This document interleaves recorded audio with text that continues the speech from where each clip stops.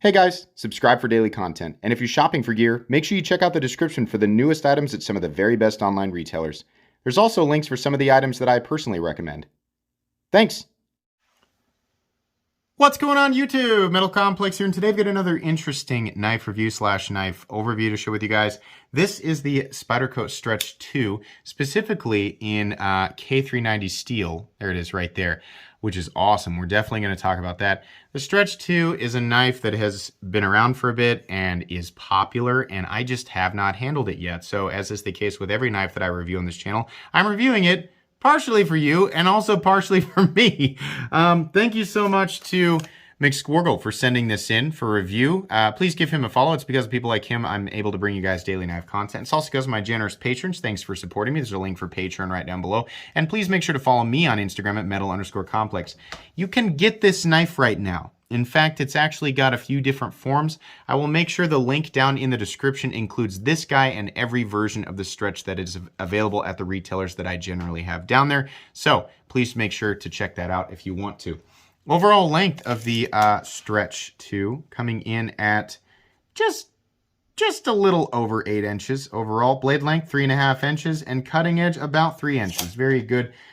For people like me who like full-size knives in this territory, absolutely. Kind of goes without saying. It's really good if you like knives that are just like this, then you'll really like this. A dumb way of saying that. You can see here, up against the Rat 1 and Rat 2, fairly close to the Rat 1, definitely bigger than the Rat 2. How about up against the Spyderco PM2 and Para 3? So the Stretch, at least this version with the Pelican blade, that's what I'm going to call it. I know it's Spyderco's clip point. I'm going to call it the Pelican blade. This is essentially, do this. To me, this is a lockback PM2. Yes, there are other differences, but that's very close to what we're seeing here in this knife. It's the PM2, or very similar to the PM2, but in the form of a lockback. Definitely longer than the Spyderco Para 3.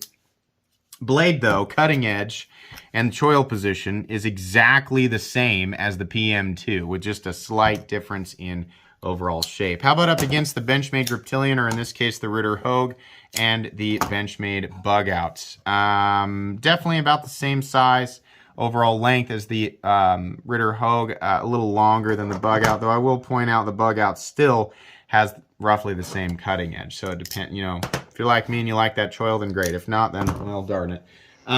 Let's go ahead and do thickness up against the Para 3. So this guy's coming in roughly the exact same thickness, just more chamfering on the edges.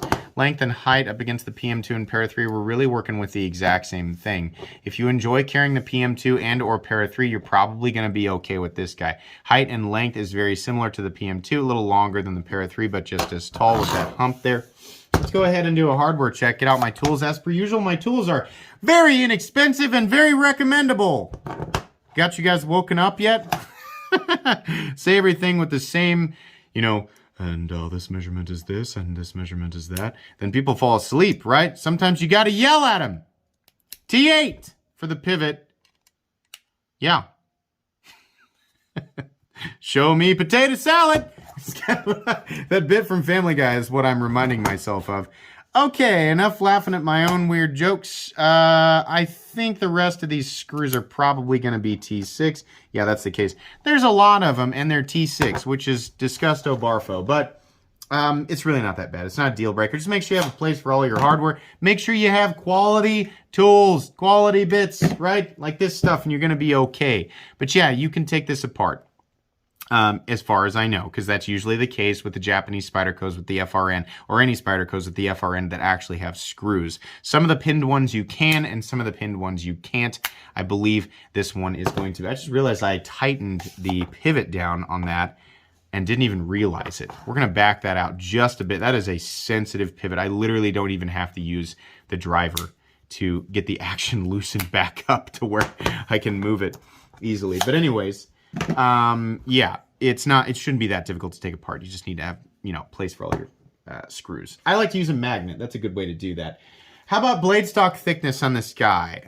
That's, I think, where this is going to differ from the PM2, because the PM2, if I'm not mistaken, is 140 to 145 thousandths.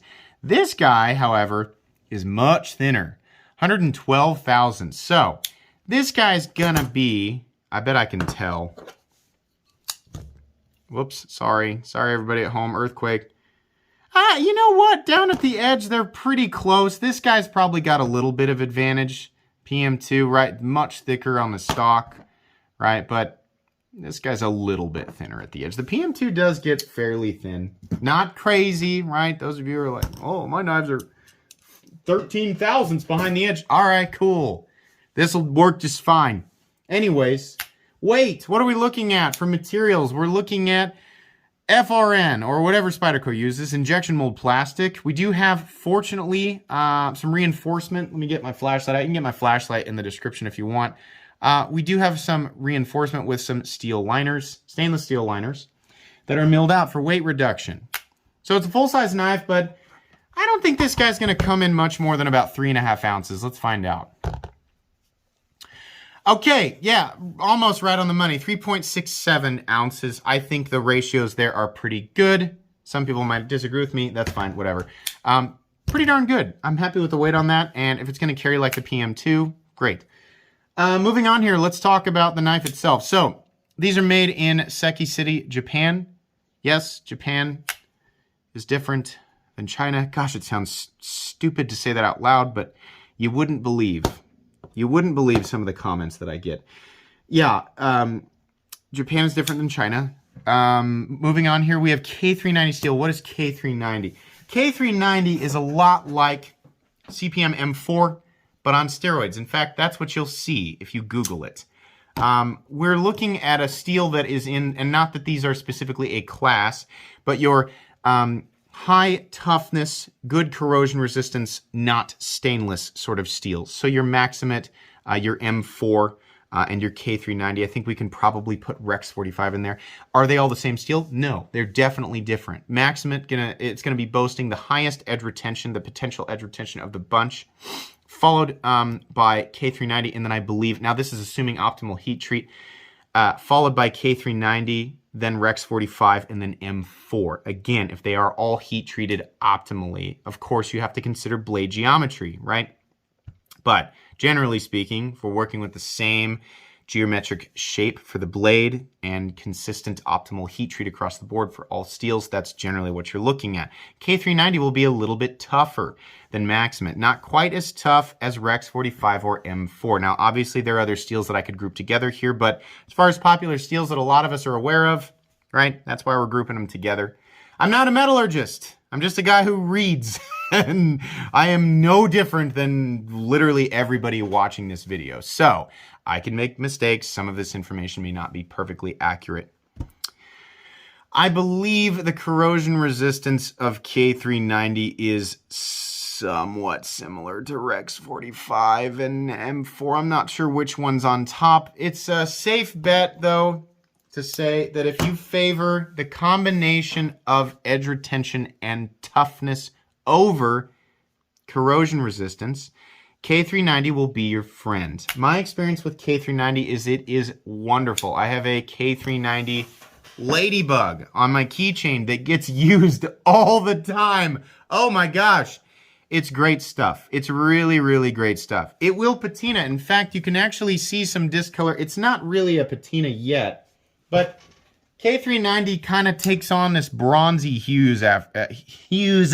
bronzy hue after a little bit. You can see there the stainless S30V on this Spyderco PM2 is definitely a bit of a different shade than the K390 here.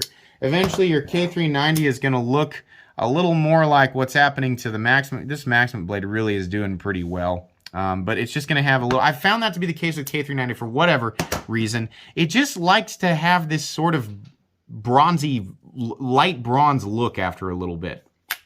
I live in Kansas. Corrosion out here is not really that big of a deal. If you live in a similar area, to me, and you're also not getting your knives wet every single day, then you're probably going to have a similar experience. In any case, it's a good idea to wipe K390 or similar blade seals off after you use them, whether they're getting wet or not. And I would add some type of, oil, some protective oil. probably about once every month or two. Now, if you live closer to saltwater or an area where corrosion is a problem, you're going to want to, again, make sure you're cleaning it off all the time and probably add a protective, coating of oil once anywhere from a week to, every 2 weeks, something like that. You might have to baby a little bit depending on where you live, but I prefer these steels in my area over the stainless stuff with the high edge retention like M390. Why? Because M390, while it's a great steel, it tends to be a lot more chippy than steels like K390 or Rex 45 or Maximate. And when they're more chippy, they suck to sharpen.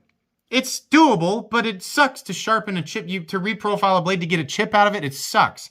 It's much easier to just strop something like this back to life, or if I do have to do some light sharpening on it, yeah, it's not the easiest thing in the world, but not having to deal with chips nearly as often as a steel like M390 or S110V or S90V, right? Those stainless high edge retention steels is preferable to me. It's going to depend on your, there is no greatest steel. There is no perfect composition. There is no perfect balance. It depends on what you're going to use it for. So there you go, K390.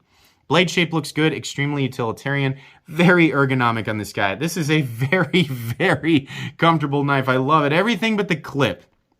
Now, people get mad at me when I'm like, that clip is too shallow. It's too, as if I'm saying that clips that are deeper are universally better than clips that are more shallow. No, but in this case, I think some of the hot spotness could have been avoided by not prioritizing this screw up here. This whole thing, the lanyard hole and the clip, should be up here. And this screw that they need it. It had to be there. Like it was this really important integral part of this knife, or integral.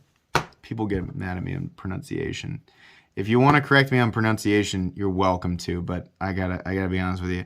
I'm probably not gonna correct myself. But yeah, this pocket clip should have been moved up just a little bit. It would have carried a bit deeper. This part of the clip would have been moved back about, a third of an inch to a half an inch. More, yeah, about a half an inch. And it would have been less of a bother in the middle of my hand.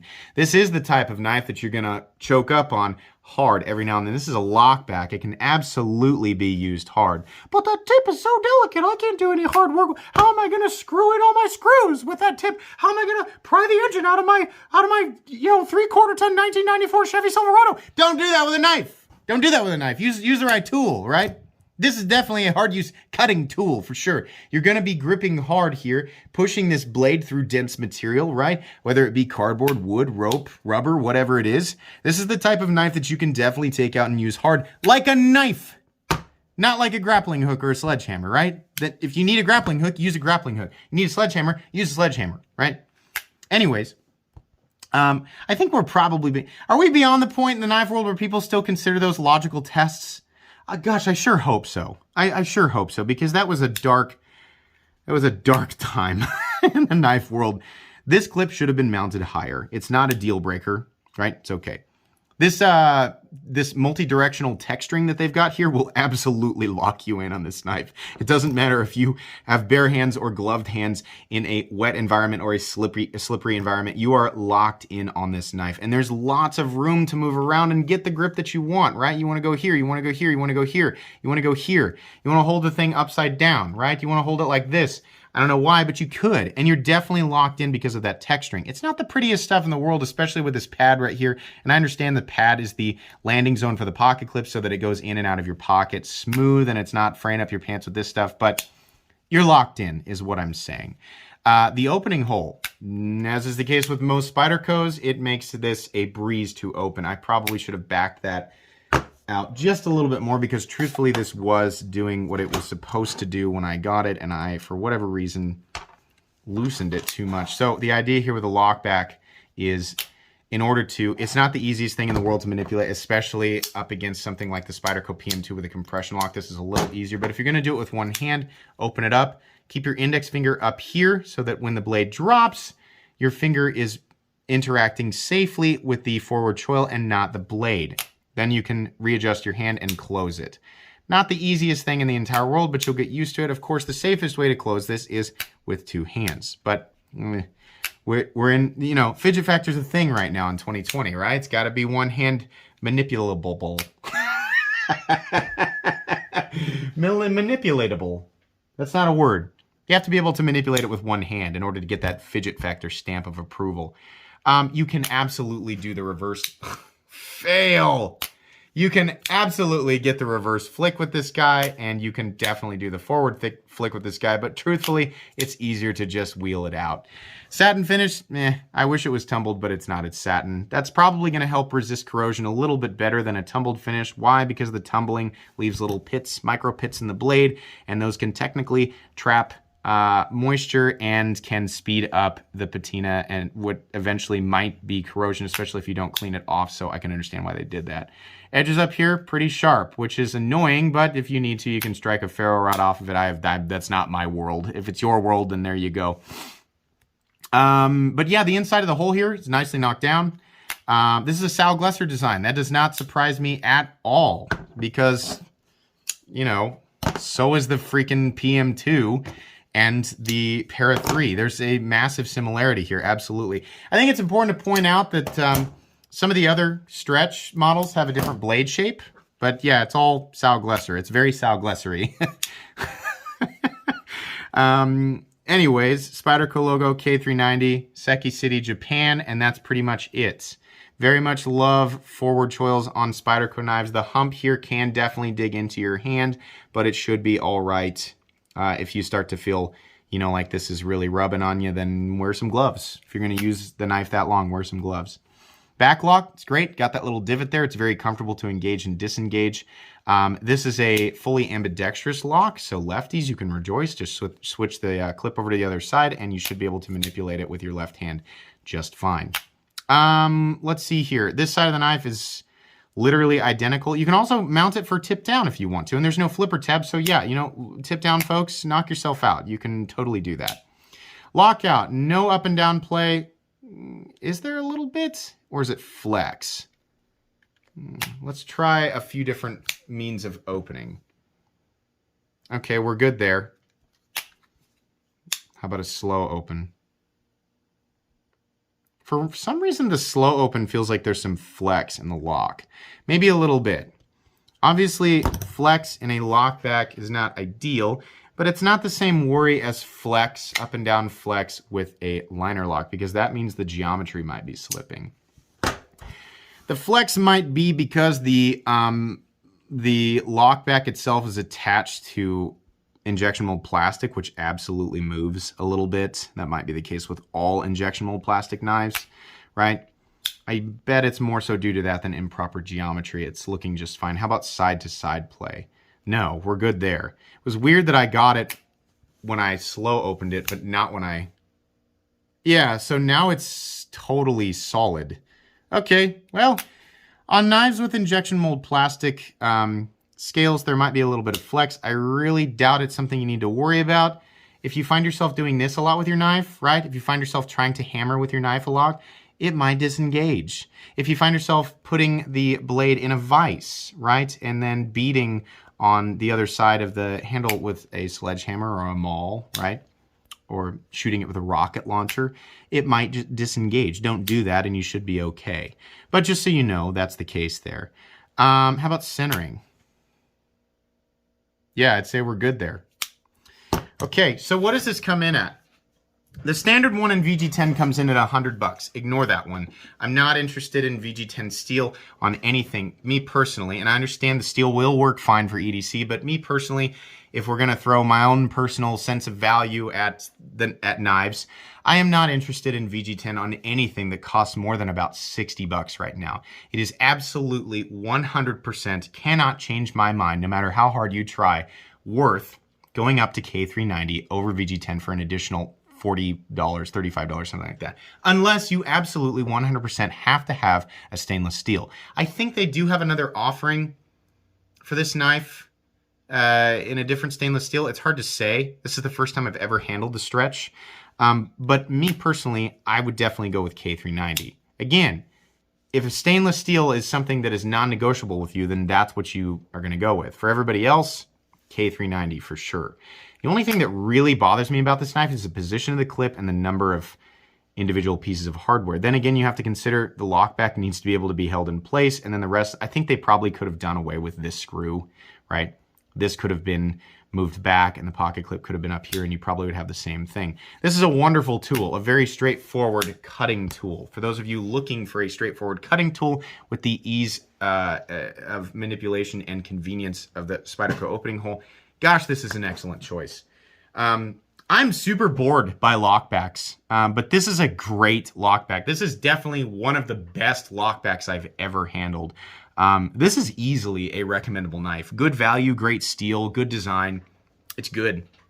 I like this a lot. This is going to be going in 2 playlists, my Spyderco knives playlist and my recommended knives playlist. You should definitely check this out. If you hate lockbacks, this isn't for you. But if that's not a deal breaker or nothing else I've pointed out here is a deal breaker for you, I think you're really going to like this knife.